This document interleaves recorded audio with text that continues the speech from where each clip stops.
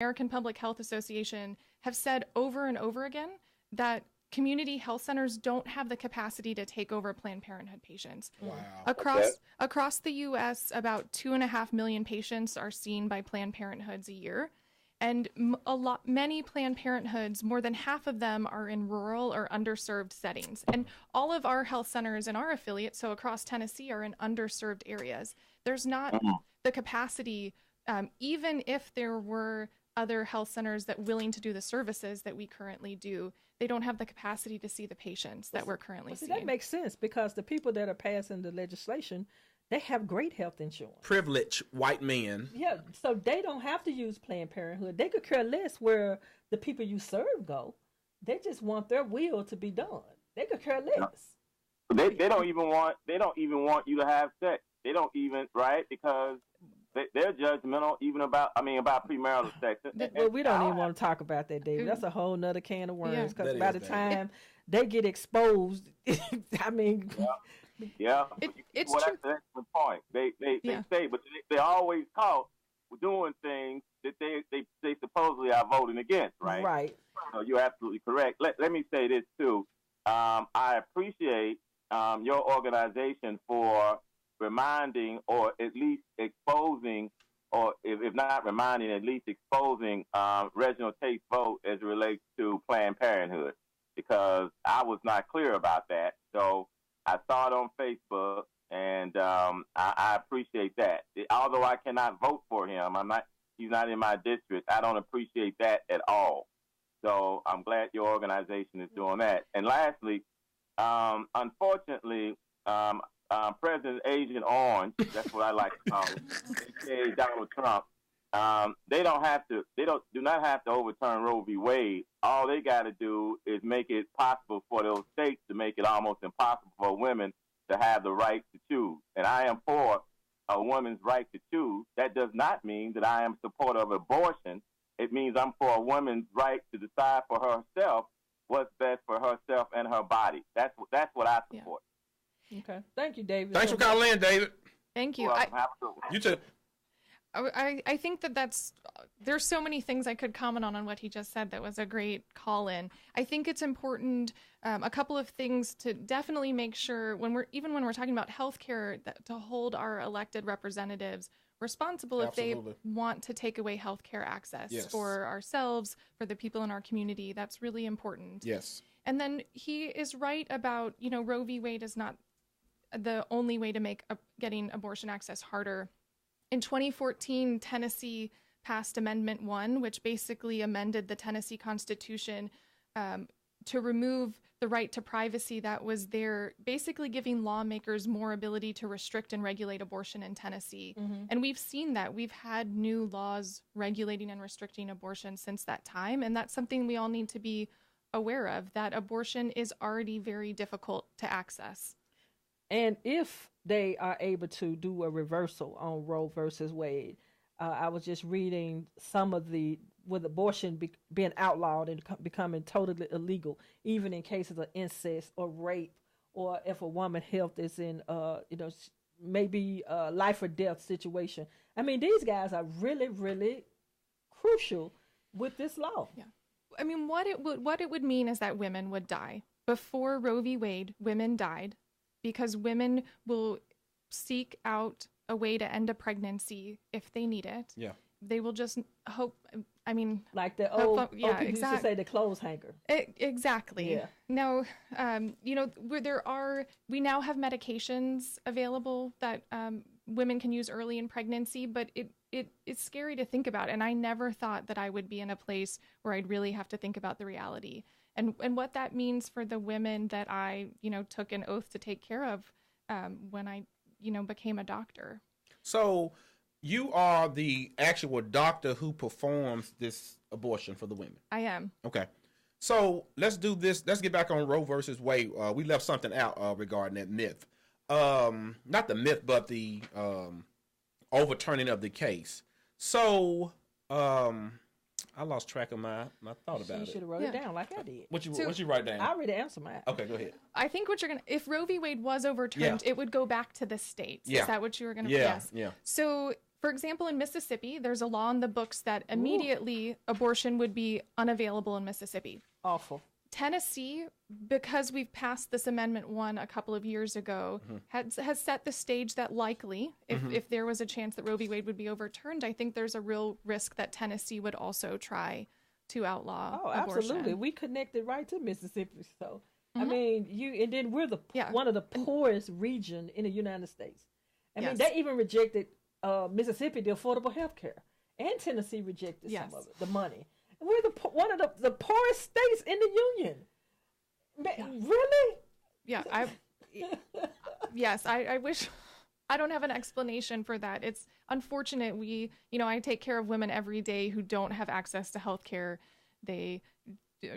Women do get access to Medicaid when they're pregnant, but usually around 6 weeks postpartum, they no longer have access. That means they can't get the healthcare screenings that they need. They can't get birth control. They can't get cancer screenings, all of these things. And we see the consequences of people not having access to that regular preventative healthcare all of the time. So do you have any numbers to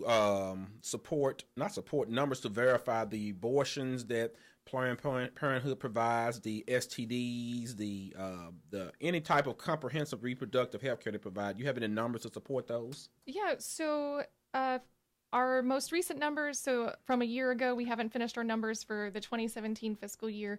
We saw about 12,000 patients. Okay. Now, that was here in Memphis because now we have 2 additional clinics. So this is just the Memphis numbers that I'm going through. So about 12,000 patient visits, about 5,800 STD and HIV tests we performed.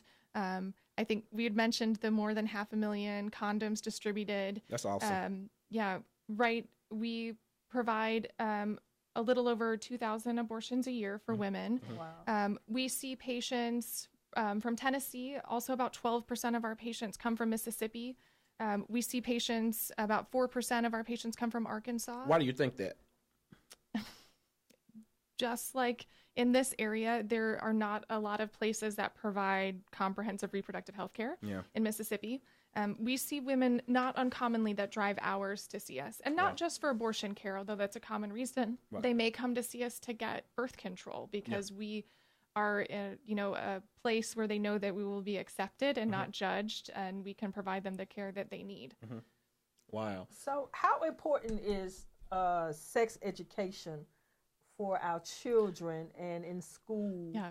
And even for adults. Yeah. We don't even have it in school now, so that's going to be... That's what I'm asking. I'm sorry. Go ahead. So huge. Okay, so sexual health education, really important. We can't expect people to have safe sex, to even know how to have healthy sexuality in general if we never talk about it. You should be president of the United States. You should answer the hard question. Gosh. And that's another great thing that Planned Parenthood does for the community is we do a lot of education. So we educate youth, we educate college-aged, and actually in our fiscal year 2016, we educated about 2,000 adults. Wow. So we're also getting out the message to adults who just haven't gotten it. And you all have some type of evening program, I think, where you can come in and get this education. Yeah, we do have a lot of community education and outreach programs. We also partner with a lot of other people in the community. We've partnered with the University of Memphis and Latino Memphis. We go out to health fairs and festivals. And so you should always look on the website. I know that there's always new and exciting things happening in terms of education. Well, we're definitely going to make sure we get locked in with Planned Parenthood because we do monthly programs for the community through our nonprofit.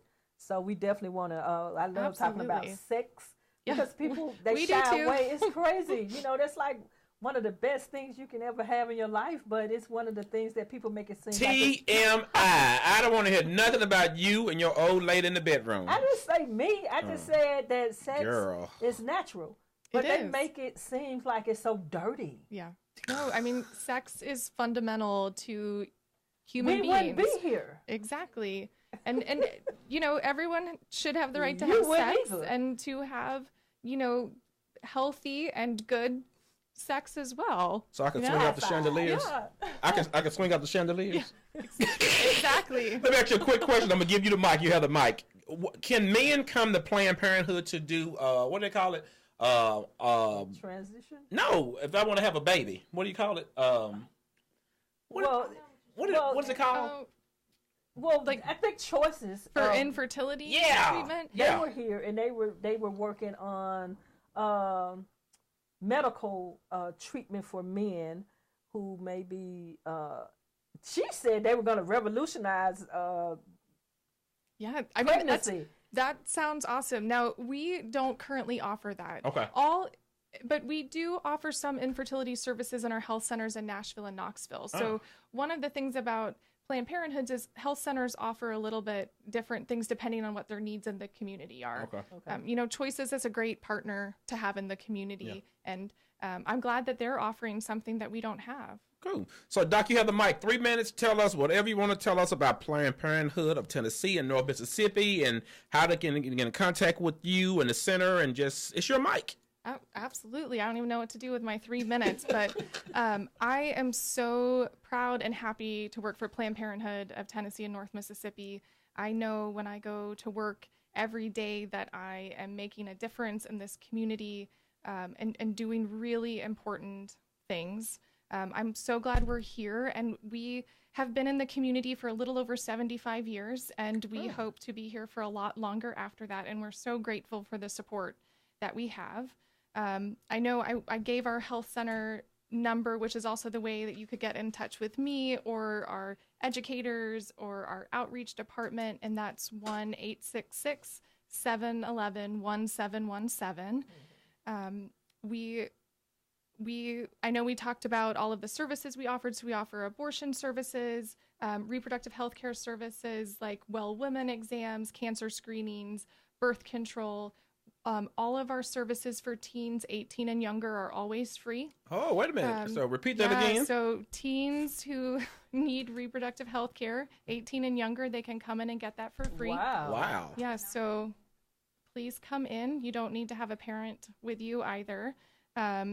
We offer free HIV tests, STD screening. I know we briefly touched on PrEP and PEP, so people at risk of contracting HIV. Either they think they've been exposed or may be exposed through their sexual activity. We can talk about HIV prevention. We have easy appointment scheduling. I'm really selling it now. Right. You can make an appointment online, or you can call the number I mentioned earlier. We also have walk-in visits for someone who, you just didn't plan but need to come in and get an STD test. We're happy to do that. So what about if I don't have insurance and I want to come and get some medical care? We are happy to see if you don't have insurance. We offer discounts for if you come in and you're self-pay, and we're happy to work with you to make sure you get the care that we need. Okay. That's awesome. So, I'm just gonna crack a little joke. So, I've been there quite a few times delivering magazines. Yeah, we love your magazine. And one time I pulled up and the people were out there. They were out there picketing with the signs and trying to talk to me. I didn't want to talk to y'all. This is my friend. So when they come in buses sometimes. Yes. So, and we were there, and I think they were on the other side on Poplar with the big signs. How does that make you feel, really, when you're at work and you're trying to work and people coming in and they're out there with signs with babies on them? How does that make you feel? I've made the deliberate decision to be an abortion provider and work at Planned Parenthood. And so I know that there are people out there who don't like what I do, and I've accepted that. But what I really feel bad for my patients. Yeah. That is not what anyone deserves to hear walking in the door to get health care, that they are bad or immoral or whatever else that they are told. And so I feel, and it affects the patients. It's hurtful to hear that, even if they're confident of why they're there and what they need. So go to Facebook on her page, watch it. It'll be on YouTube. This is the live show on KWAM 9 Talk Radio. You want to say bye, hi to anybody? Oh, yeah. I think my dad's watching. He was really excited. Hi, Dad. Hey, thank you for tuning in. We hope that you all were educated today. And you just listened to a great interview from Absolutely. Planned Parenthood, Absolutely. Tennessee and North Mississippi. Absolutely. So we will have her back again. Yes. Yeah, sounds great. And this is the Unleashed Voice Radio Show. We're out of here. We'll see you next Saturday. Happy 4th of July. What hits and promote positiveness. Hey, got your cue on the mic with the one and only Skeeter. When it comes to being